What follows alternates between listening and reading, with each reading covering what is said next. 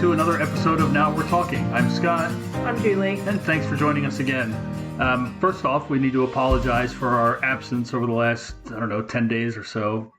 One of us, not me, had the whooping cough or tuberculosis or I had something. I had bronchitis, Yeah. and it was nasty. Yeah. So, feeling all better now thanks to modern medicine. Yes. All right.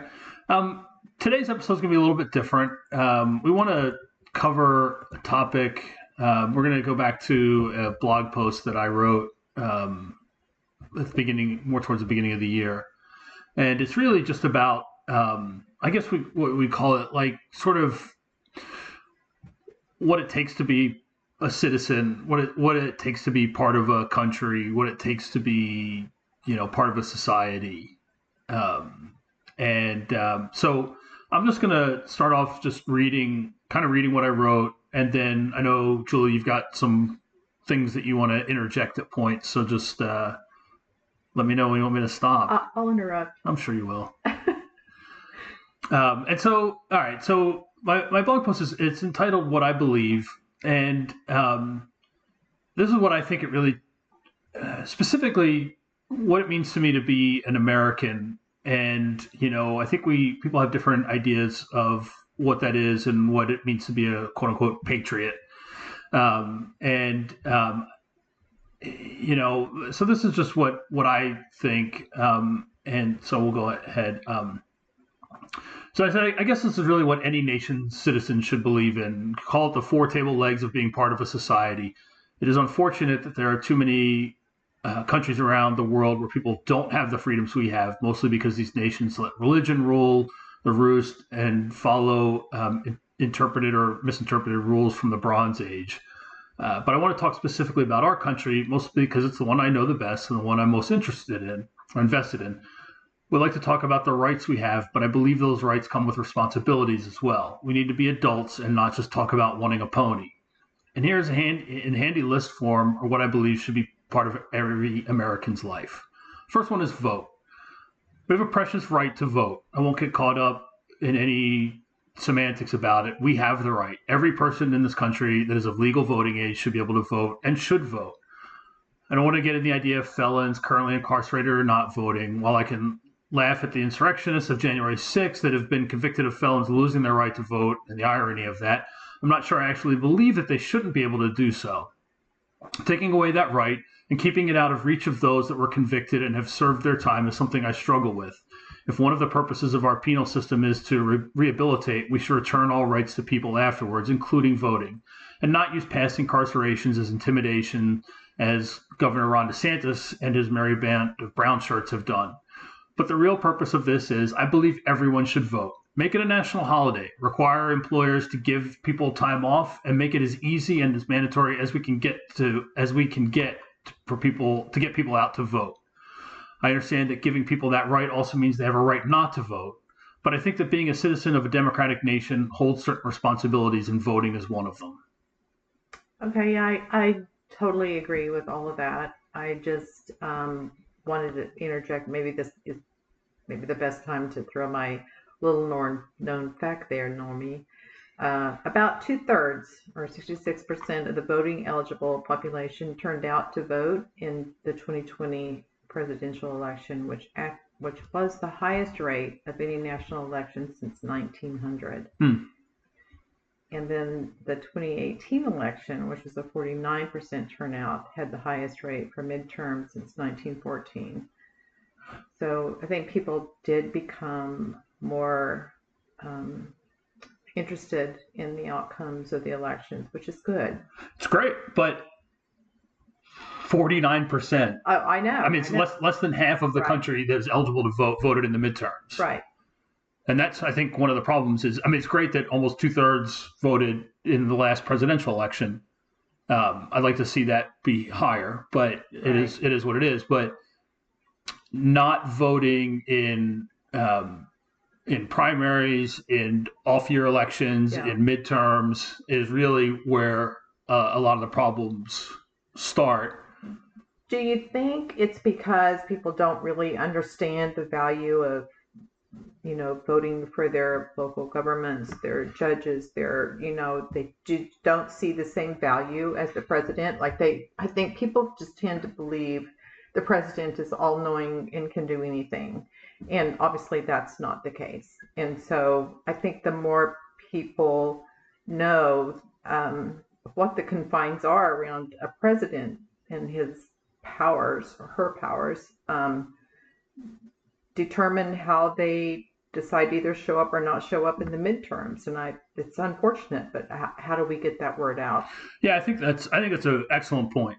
And that people don't pay as much attention to their local elections and every 2 years we get a chance to completely turn over the House of Representatives. Right. Every member of the House is up for election every 2 years. And so we should be voting in every election. Now, here in Tennessee, we're fortunate that most of our elections follow either the midterms, they follow the every 2 years, right? Like it's either, I should say they follow the even years, right? In Virginia, it's a little bit different. Like I think their governor is like on an odd year. Like I think in 2025 they vote, which is weird. And I think it makes it harder for them. For us, it's easy. Every 2 years, you should be voting.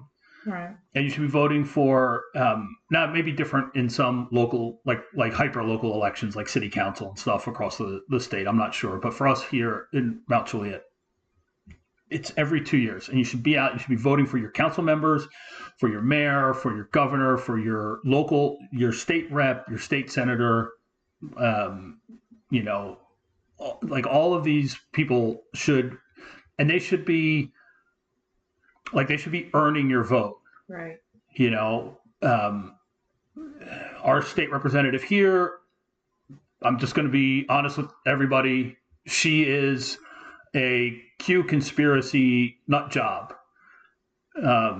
She lost her Twitter account because she was posting the nuttiest stuff. Right. And yet she's probably going to win re-election here because she has an R after her name. Yeah. That's all it takes. Right. People need to, I understand that, we're fortunate. The two of us are fortunate that we have the kind of the time to spend on, on learning about what's going on reading, on listening.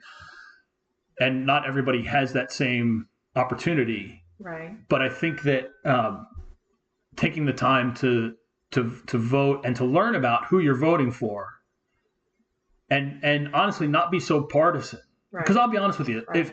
if there was a Democrat running for an office that I was going to vote for, and they were, I don't know, a flat earther, nutball, like I wouldn't vote for them. Right. I'm not going to vote for them just because they have a D after their name. Right. And people shouldn't be voting for Republicans just because they have an R after their name. Agreed. And I think that, yes, I 100% believe that everybody that is eligible to vote should vote. I also think that people need to be informed. Right. And that it's... Go ahead. Unfortunately, we can't mandate people have a decent education to vote. No, absolutely or not. Understanding. But having said that, it is clear that people with higher educations tend to vote on the Democratic side. Right. But, what I mean...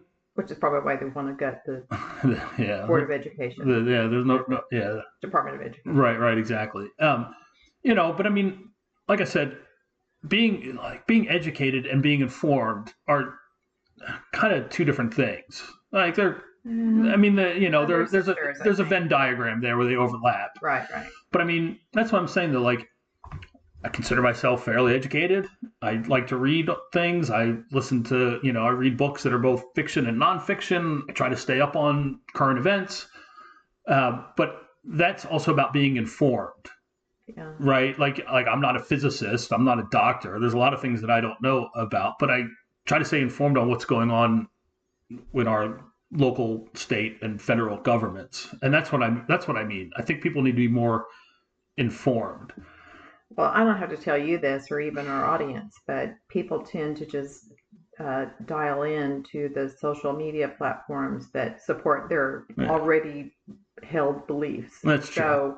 Or they watch the news chat, quote unquote news channel. Right. So, but it's just hard, I think, at this point to expect anything different than partisanship, unfortunately. And I don't know how we get over it, but I know. It is what it is. But and most Americans are just not consistent voters. I mean, right. We voted early. We did. Just on Thursday, and the lines were longer than I've ever seen, which is great. And there was a shout out to a new voter when we got inside the building, actually. And the guy had to be 45 years old. And I'm just like, how are you 45 years old and you've never voted before? It's crazy. Right. And I'd really love to understand what drove him this time to vote. Yeah, I didn't really see who it was when they announced it. So I don't know. So, I mean, was there any chance that he was like a new citizen? Well, I can't tell that. He was a white guy. Yeah. Well, it still could be. Yeah, I mean, I think that like I said, I mean, my whole thing is I think everybody should vote. And I do think that having an informed electorate is important. And I don't care. I mean, I do care how you're voting, whether you're voting for a Democrat or Republican, Green Party, Libertarian, whatever it is. But I think you should exercise your right to vote. Absolutely. I think that when we don't have an informed and engaged and energetic electorate is when we end up with bad government. Yeah. Okay. Oh, so you're a second leg. Okay. Yep. So next up, and I know this is going to be really popular, is pay taxes.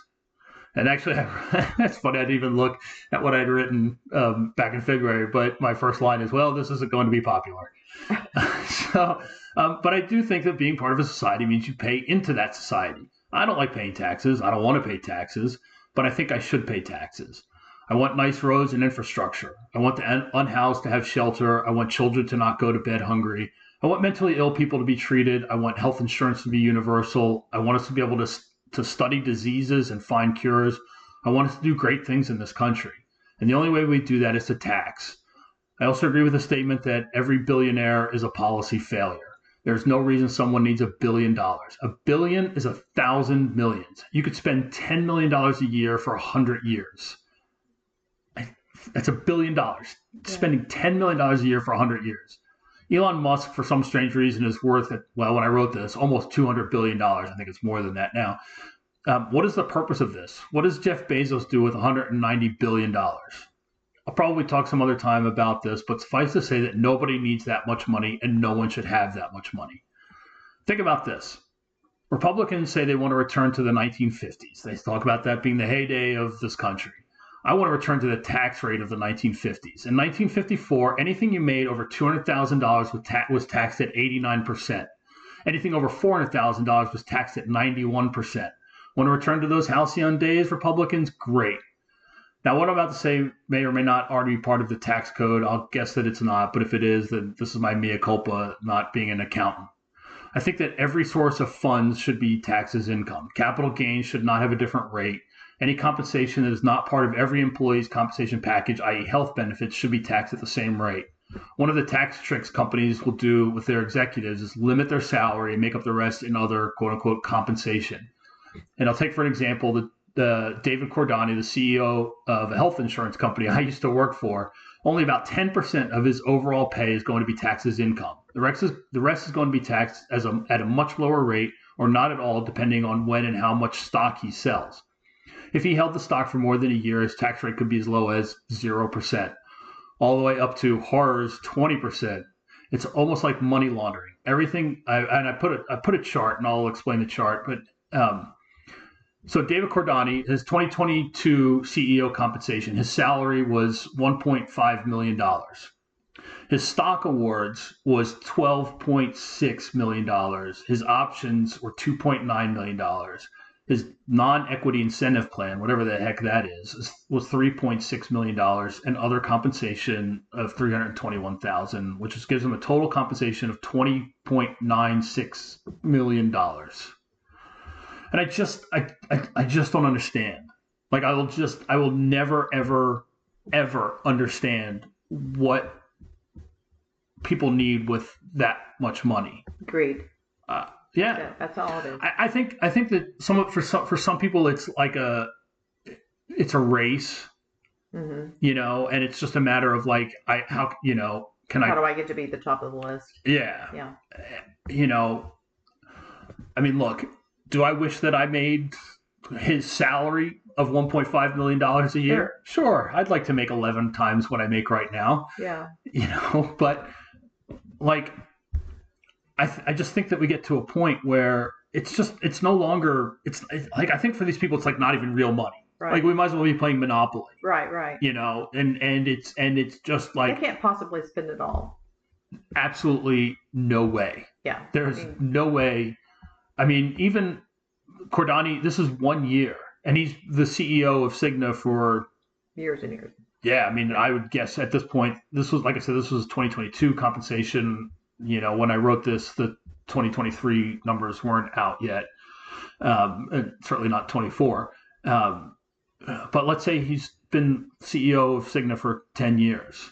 And if his compensation if this was like an average, right, his 23 and 24 numbers are probably higher. If like $190, $200 million in 10 years. Yeah.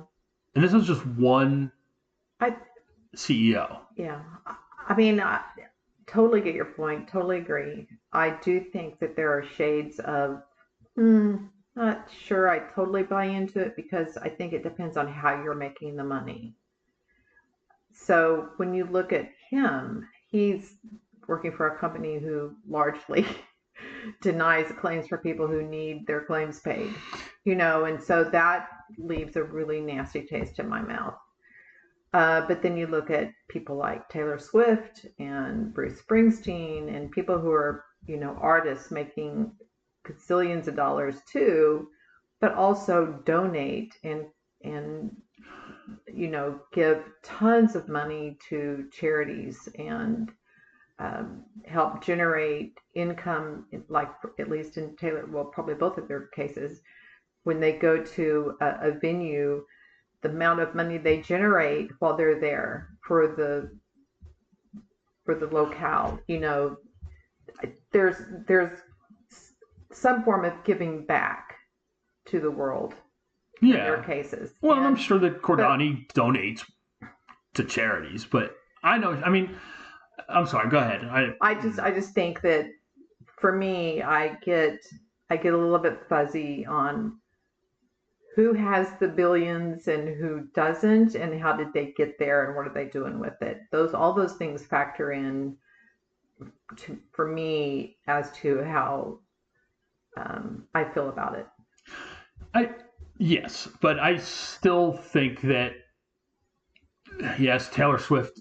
Well, and there's also the idea of net worth versus like actual like income, right? Because when you say like Taylor Swift is worth $1 billion now, right? I mean, like I don't know that she has $1 billion sitting in the bank, in the quote unquote bank, right? We all know it's not sitting at the sitting in Pinnacle, First National Bank, right? First Tennessee, but because of her sales, because of her her catalog and stuff, and the same thing with Springsteen. Well, though his money, he just sold his catalog, so his money is probably sitting in a bank at this point. Yeah. I don't know.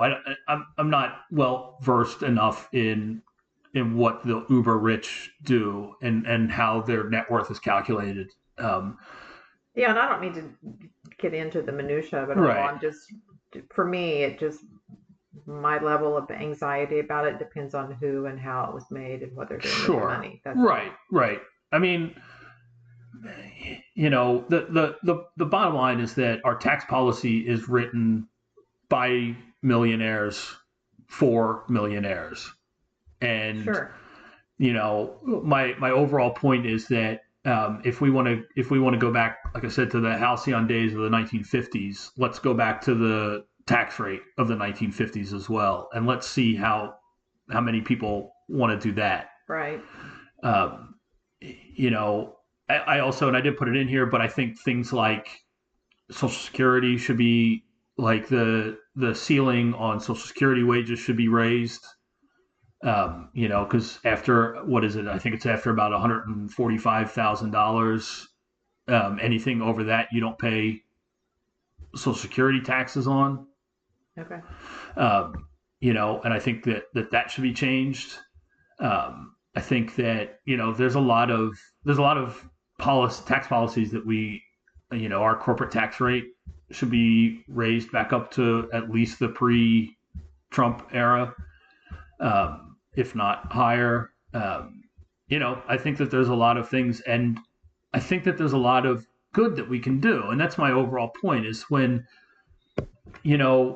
I sometimes feel like we don't do big things in this country anymore, right? I mean, I think back to the Great Society of the 1960s when we started building the interstate system.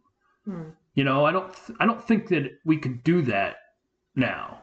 I don't. There's so much that this country could do to improve the life of everybody in the country, and I just don't think we do that anymore.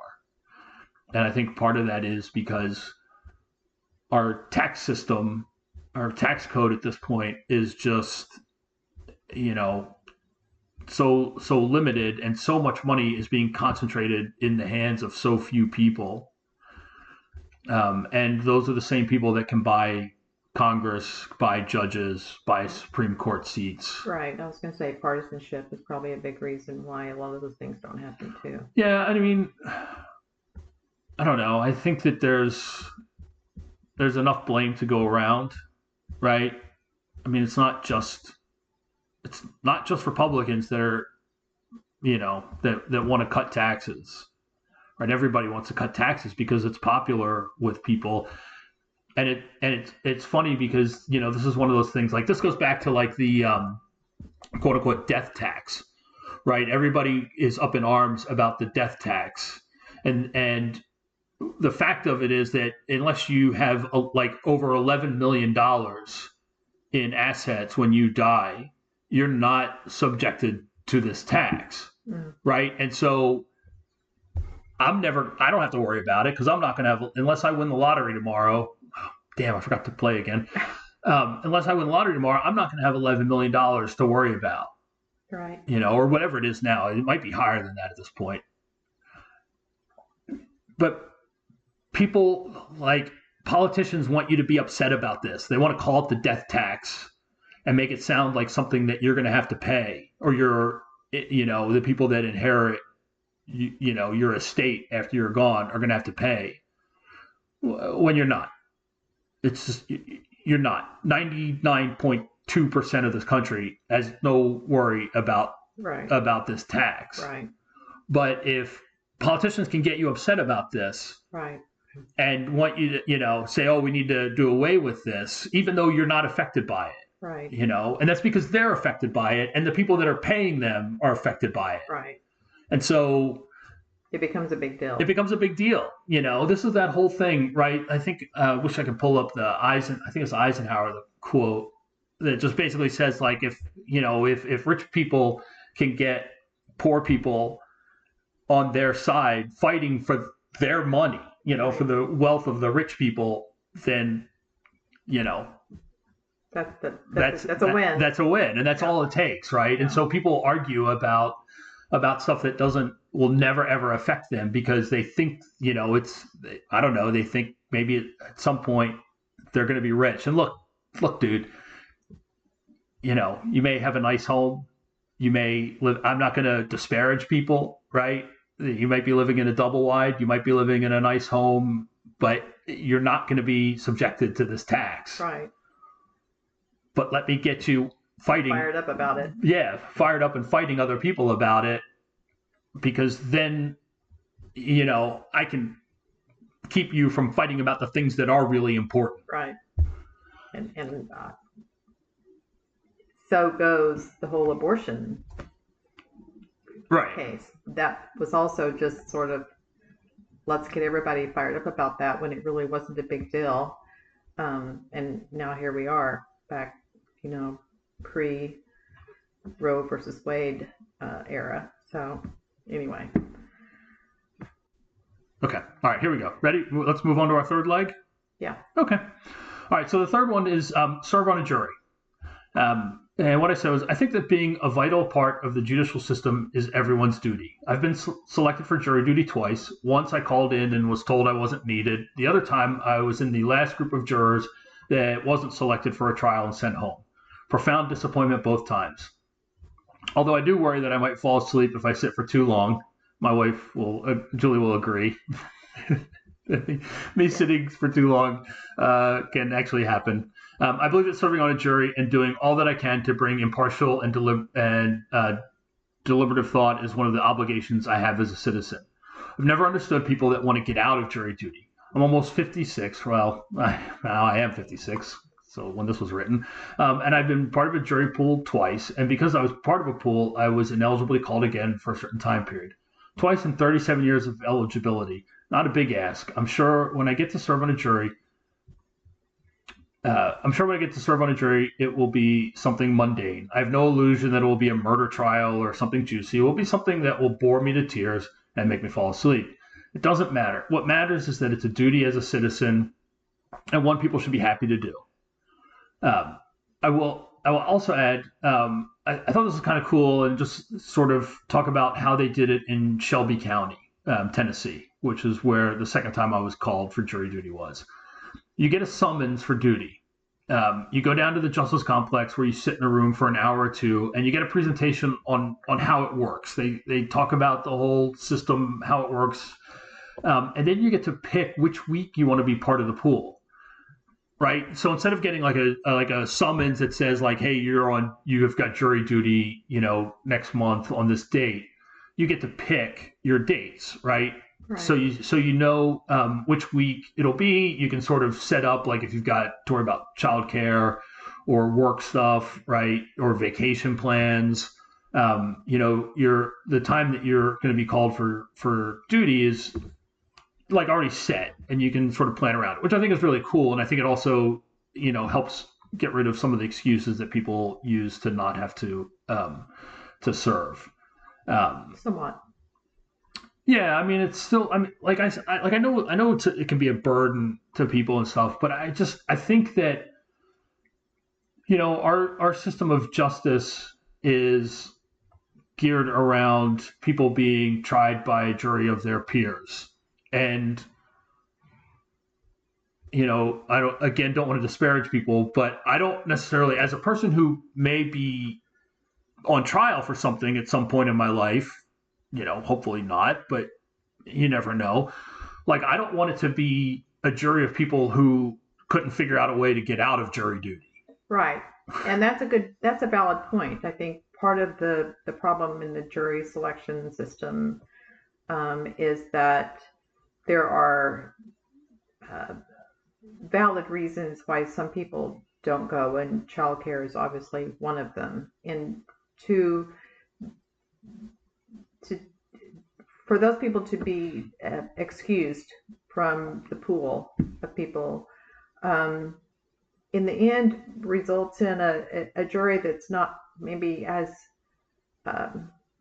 peer oriented as the government designed, so I don't think we do ourselves any favors by doing that. And one of the stats that I found was that of they surveyed 1,184 Americans. 9% of them said they claimed to have lied to get out of jury service. 48% of them lied because of financial concerns. 19% of them lied because they feared consequences from their employer, which I could do a whole bit about. Just seems completely wrong but and then 16% lied because of the lack of childcare.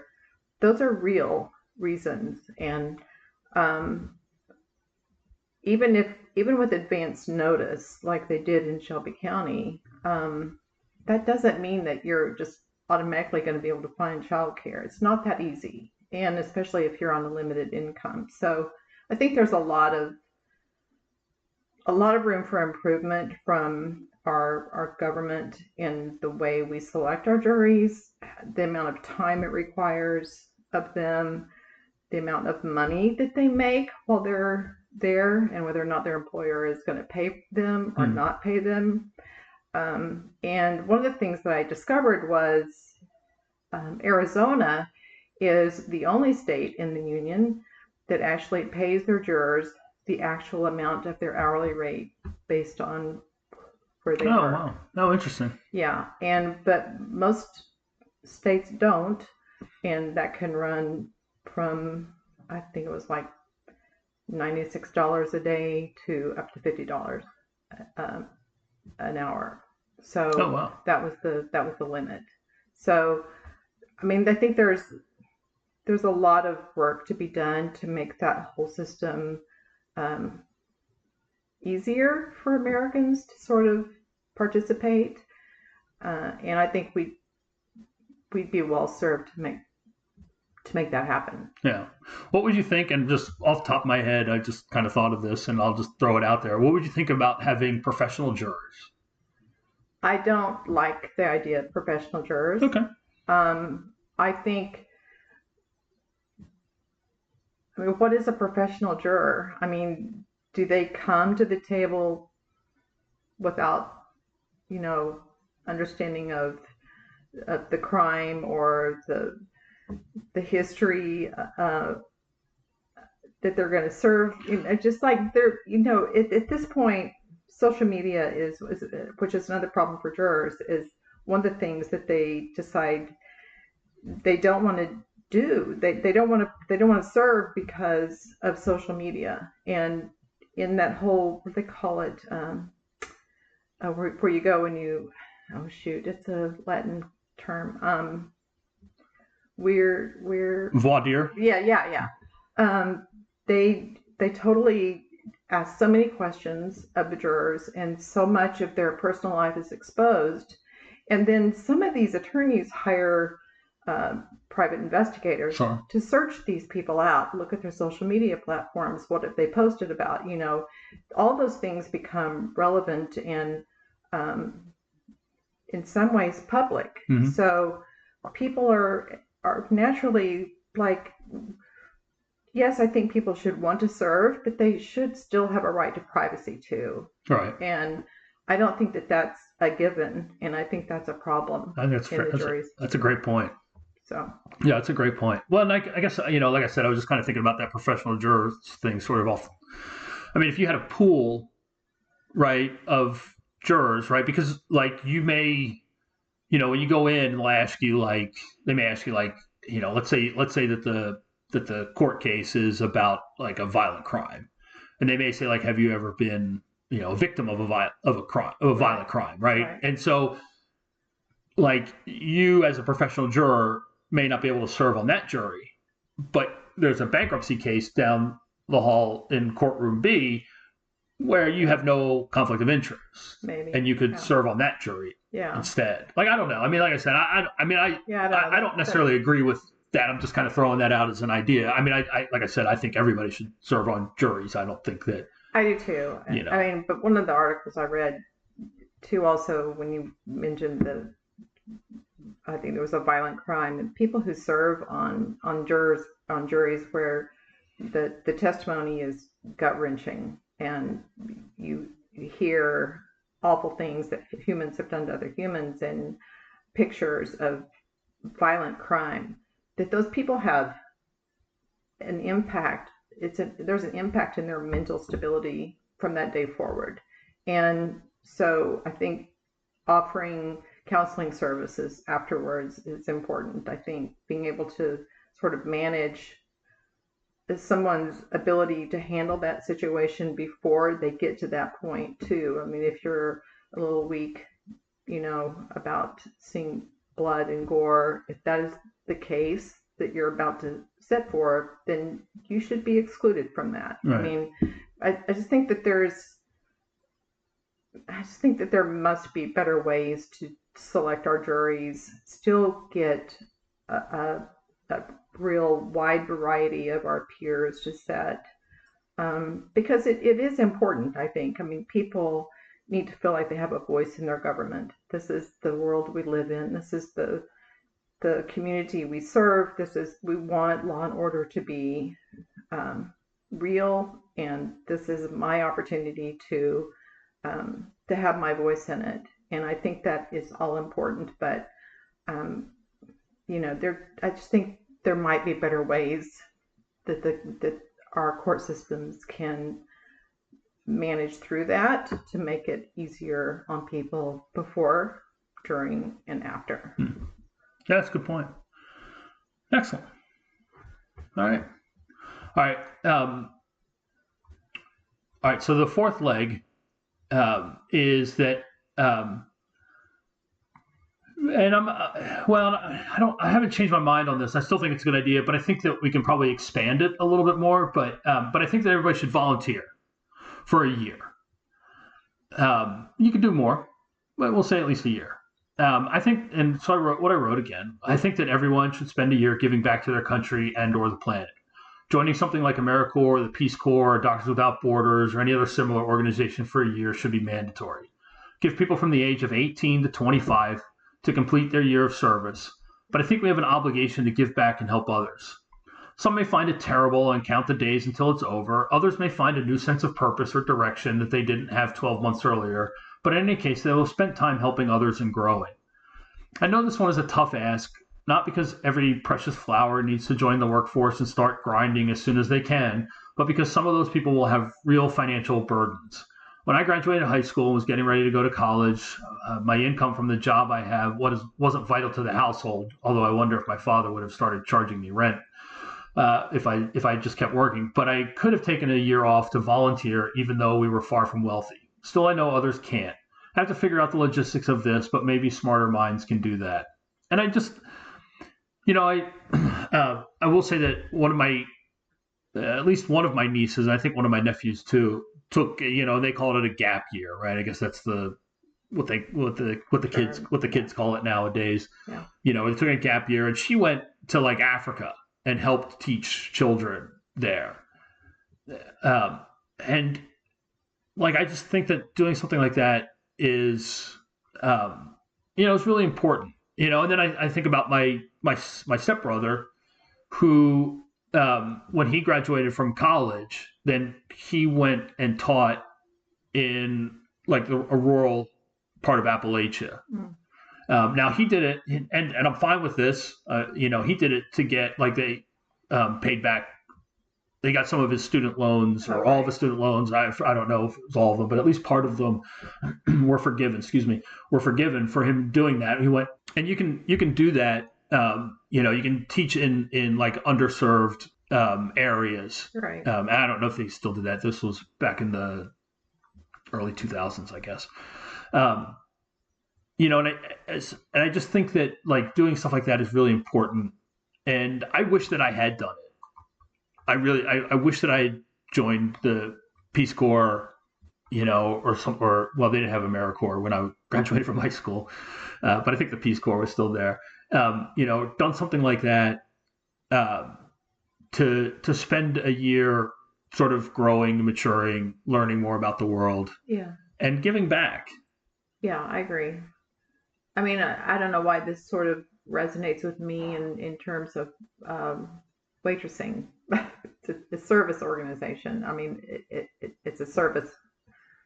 When you wait on people, you're in service of other people. And so when I think about my life and how have I serviced other people, I feel like I'm lacking a lot, other than being a waitress where you service other people. But I think the year is a big ask.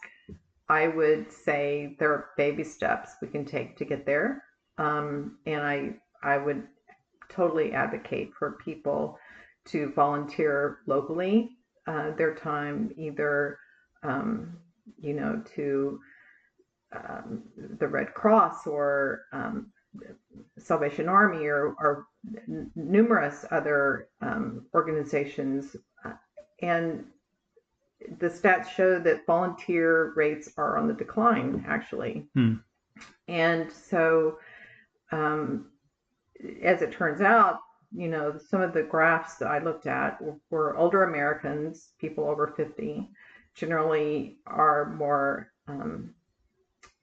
giving of their time and efforts than younger people. And I guess my question is, how do we get more younger people engaged in volunteering their time? It doesn't have to be a year. It can be a weekend. It can be every Wednesday afternoon. It can be, whatever it is. But to make an effort to donate some of your time, work in soup kitchens on Thanksgiving. I mean, there are lots of ways to make that happen. And I think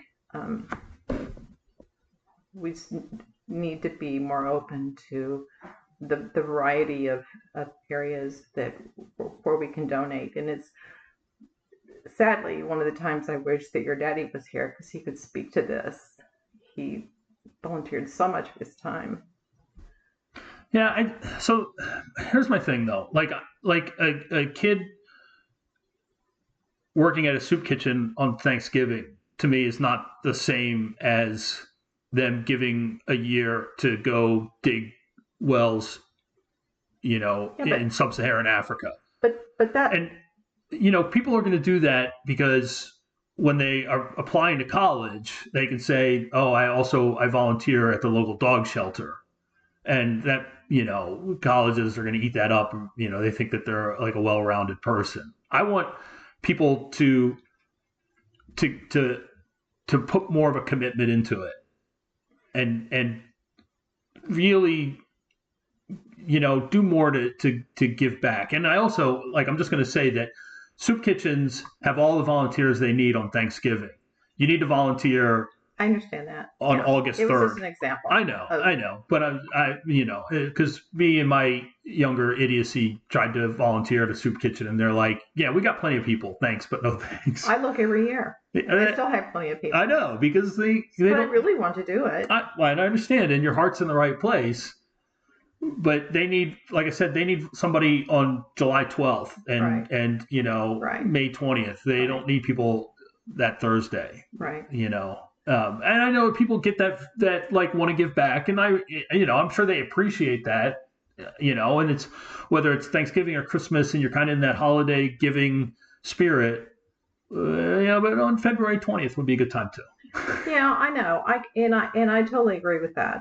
But I mean, even in terms of sitting on a board of a nonprofit is vital to an organization who's trying to make a difference in the world. And so I think there's a whole variety of things you can do. And when they surveyed CEOs of nonprofits in 2022, they said getting volunteers was still a huge problem for them. They just can't find the people to donate their time and help. And formal volunteering dropped by more than 23% in 2021. So if people can't afford to give a year of their time, because there's a cost to that too. There is. Then there's still things you can do. And I think, on the government or the nonprofit side, there are also things that we should be able to do for volunteers. For example, the mileage rate for people who volunteer is still set at 14 cents a mile, which has been the same for 26 years. And the average or the limit now is 62.5 cents a mile. So if you're driving to a place to do that, make it more equitable to volunteer. Make it easier for people to want to do that. Right. But see, I get that. What I'm talking about is like young people taking a year out of their lives to do something. I'm not talking about you going out and deciding to, work at, American Rescue Corps or something, every Tuesday. I'm talking about some like other countries have like military requirements, and I don't necessarily agree with that. But if you said like instead of volunteering for a year, when I graduate, I'm gonna join the service for 2 years. Like, okay, I mean that's fine. I'm not gonna advocate for that. That's not. But if people said like, well, instead of volunteering, what if I signed up, for the army or something? Okay, you're giving back to your country in that way. Like that's what I'm talking about, though. I mean, like I'm talking about making a real sacrifice for a year instead of saying like, oh, I got to join the workforce, and start making my nut every, I'm that's the kind of thing that I'm talking about. And like you can also look at like the Mormons. Again, I'm not going to advocate for any religious thing, but they Go on their missions. they do their mission trip. Yeah. And like that's the kind of thing that I'm talking about, but in a secular fashion. Right. And like I said, I know it's not. I know everybody can't do it, right? Like Most people can't do it. But not everybody's going to have to go and start work. It is a huge ask. And so my point only is that if you can't do that or don't do that, at least do something. And so my point is just do something. But I would also argue that doing that can lead to a lifetime of doing something. That if doing that for a year, man, you're going to see more of the world than you ever will. In your day-to-day life, you're going to see how other people live. You're going to see other cultures, that like you're going to get a real eye-opening experience that you won't get. My point is that you can do this. Like more people can do this than you think. And I also would be willing to say like, okay, so if you spend a year doing this, then we'll pay for a year of college if that's the route that you're going to take. Like you're like, well, I'm gonna put off going to college for a year in order to go help out somewhere where people are underprivileged, and whether it's in a different country or in our own country, I'm going to do that, and then in exchange, we'll pay for a year of your college, or something like that. I don't know. I mean, I think that we can, but I'm just saying like I think that we can do more, and I think that, like I said, spending a year doing this I think it's gonna make for better people, better citizens, more empathy in this world, and more understanding of others. Okay. That's it. All right. Anything else? I think I'm done. Okay. All right. So just to finish off what I wrote, I said most of the things that I listed aren't too time-consuming or arduous. Well-run elections don't take that much out of your day. Emphasis on well-run. Serving on a jury is something that you're going to do even every year or even every 4 years. Like I mentioned in Shelby County, it's every 10 years that you can get called. So once you get called once, you're not even eligible for 10 years. But I think that with rights come responsibilities. And I think that's something that people forget. People think waving a flag or having a boat parade for your favorite candidate makes you a patriot. I assure you it doesn't. What does make you a patriot is understanding that a nation isn't a perpetual motion machine, and everyone needs to do their part to keep it running. I'll end with a quote from Barack Obama. We the people recognize that we have responsibilities as well as rights, that our destinies are bound together, that a freedom which only asks what's in it for me, a freedom without a commitment to others, a freedom without love or charity or duty or patriotism is unworthy of our founding ideals and those who died in their defense. Good. And that's it. All right. Anything else? I'm done. You're done. D-U-N done. Mm-hmm. All right. So we hope you found this interesting and worth another listen. Please subscribe or hit the follow button so you don't miss it, and give us a rating and review to let us know how we're doing. Thanks again for listening. And Now We're Talking. Music today is by Landon Bailey. We'll be back next week with another episode.